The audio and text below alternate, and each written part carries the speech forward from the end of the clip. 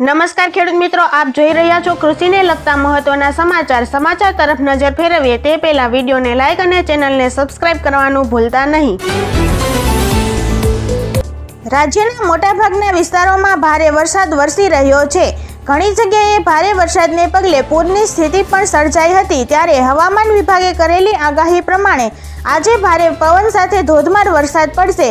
તો બીજી બાજુ રાજ્યના અનેક જિલ્લામાં ઓરેન્જ અને યલો એલર્ટ જાહેર કરાયું છે અને માછીમારોને દરિયો ન ખેડવા માટે સૂચના પણ આપી દેવામાં આવી છે।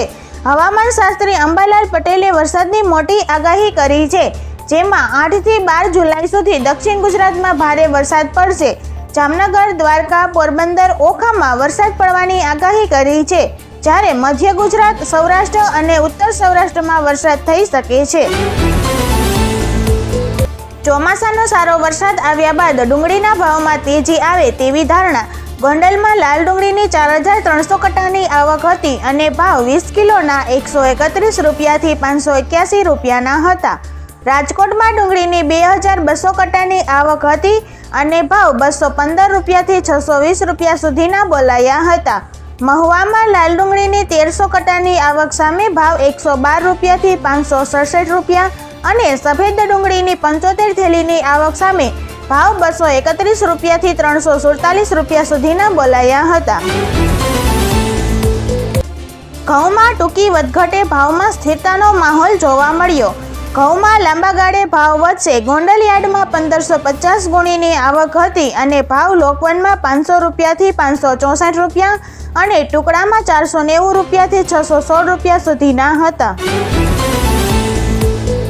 તલની બજારમાં નરમાઈ હતી અને મણે 10 રૂપિયાથી 20 રૂપિયાનો ઘટાડો થયો હતો। તલની બજારમાં આગામી દિવસોમાં લેવાલી કેવી આવે છે તેના ઉપર આગળની બજારનો આધાર રહેલો છે। સફેદ તલની બજારમાં હાલ કોઈ મોટી વેચવાલી નથી અને સામે નિકાસ કે લોકલ માંગ પણ જોવા મળતી નથી। રાજકોટ યાર્ડમાં સફેદ તલના ભાવ 2300 રૂપિયાથી 2600 રૂપિયા સુધીના બોલાયા હતા, જ્યારે ગોંડલમાં ભાવ 1700 રૂપિયાથી 2611 રૂપિયાના હતા। ફસલ વીમા યોજના એ ભારત સરકાર દ્વારા ખેડૂતો માટે ચલાવવામાં આવતી એક મહત્વપૂર્ણ યોજના છે। આ યોજનાનો મુખ્ય ઉદ્દેશ ખેડૂતોને કુદરતી આફતો જેવી કે દુષ્કાળ, પૂર, વાવાઝોડું, રોગ, જીવાત વગેરેથી થતા પાક નુકસાન સામે આર્થિક સુરક્ષા પૂરી પાડવાનો છે।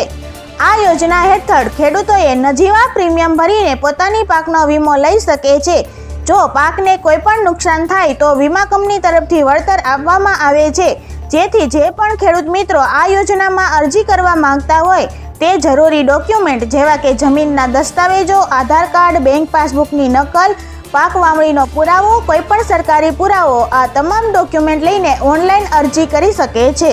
આભાર ખેડૂત મિત્રો। જય જવાન, જય કિસાન।